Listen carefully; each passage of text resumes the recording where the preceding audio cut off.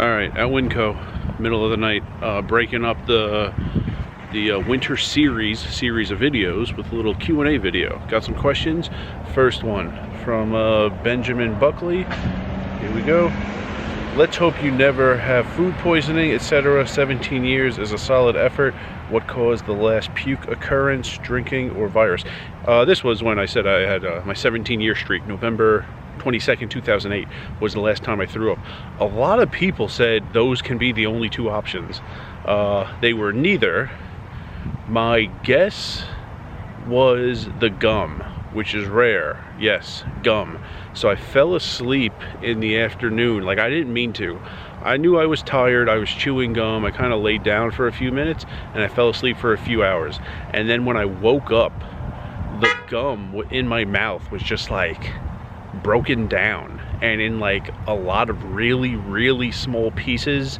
Tried to spit it out, tried to like brush it out, tried to do everything I could. Couldn't shake the taste, and like small pieces I was probably just like swallowing while I was asleep. Unless it was like a one-time thing, like someone sneezed on some food and then I ate it, which I would never know. Like that, the gum is the only thing that was like out of the ordinary and I suspect had something to do with it. Question number 2, this is an interesting one. From Cody. I'm looking to collect all poker chips in Vegas, $1 chips. Can you tell me your favorite so far? Mine is MGM. Also, I do not like South Point's $1 chips. I had to think about this. I would probably say Mandalay, largely because you could, at least last time I was playing there frequently, you could still find a lot that are crisp on the edges. I like that when they're new. We had a bunch in Planet Hollywood when we opened 6-7 months ago. Can't really find them anymore. Like, you're definitely not finding them at Orleans, even Aria now. I mean, Orleans is known to have like really worn chips. Like, some of the chips are still in play. They were made in the 90s. And you could fit like a lot more than 20 chips in one column in the rack. Even at Aria, I've gotten 21, 22 chips in the rack. Those are starting to get worn. So Sahara was nice. That would be my answer, but Sahara poker doesn't exist anymore. So I think this is a question of the active poker rooms. So I would say Mandalay. You can still find, they have a nice picture. I don't have a picture to show you on the screen right here, but they have a nice picture of the building, and you can find some that are really crisp. And if you're wondering, the MGM properties, the $1 chips are blue. Most places it's white. Red Rock is silver. Red Rock has $2 chips in play. The 1s are silver, the 2s are white. So just letting you know, Mandalay, if you've never been there, the $1 chips are this light blue color. Third question from Cash. Many more words in the name. I'll just call him Cash. How much you've been playing these days, Rice? Interesting, because I was on the phone and my dad asked me this, and just from like instinct I said it felt like 10%. Like if you took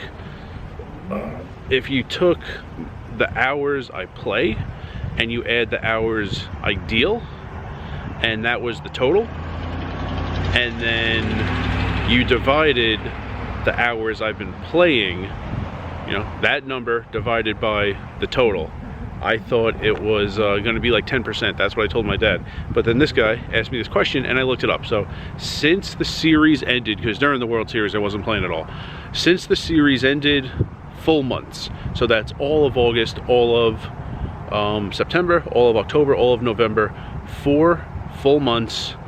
I won't bore you with every detail.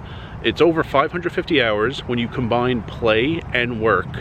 And if you divide the play by the total and you round to the nearest percent, it's 21% play and the rest is work. So all my hours dealing and playing, when you split it up, 21% play, 79% working, dealing, whatever you want to call it. And last one here, another question from Benjamin. He is bookending this video. First question, last question.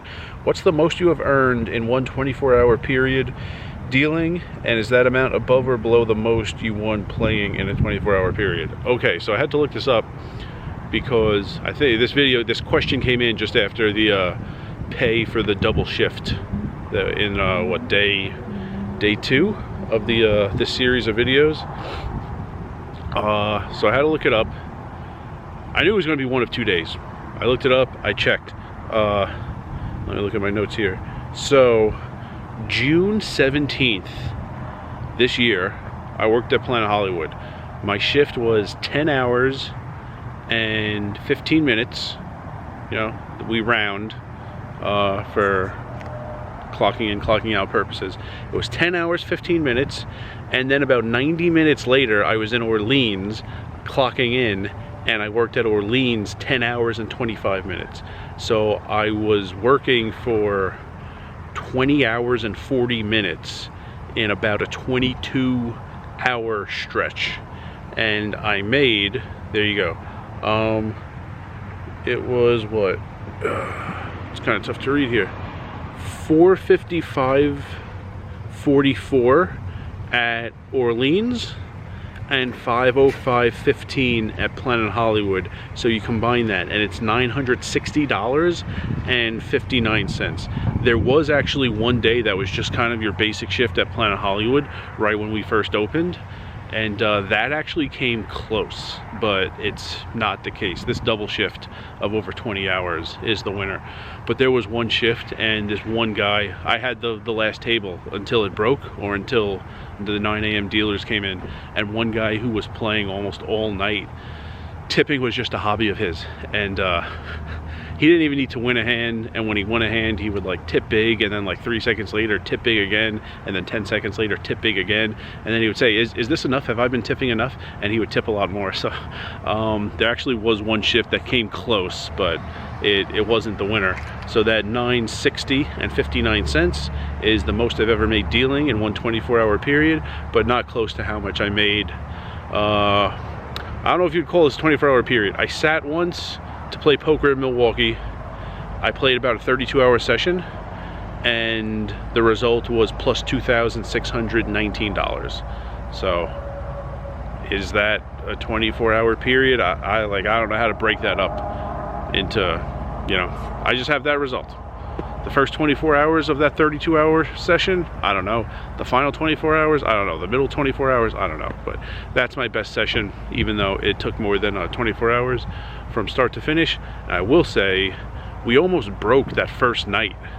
The last table stayed together largely because Terry was at the table. Terry could be very difficult to play against, and I'm going to make the end screen video one of the first videos I ever made on the channel. It's a story about Terry. He talked a guy into bluffing, and then he talked the guy into bluffing like triple the amount that he wanted to bluff. Terry never really did things by the book, but he was difficult to play against, but he was also fun. So he just kept the game lively, and that night he wasn't having a great night. If I ever checked the turn, he would bet at least 50 on the river no matter what. So there were just like a lot of hands that night where I had like top pair, second pair, and I would just check the turn and snap call him on the river. And the pot was already like, it wasn't that the pot was nothing. Like we had already bet pre-flop and on the flop, and then I knew I could get 50 on the river. But yeah, Terry and I kept that table going that first night, and then I was winning hands just all over the place, of course.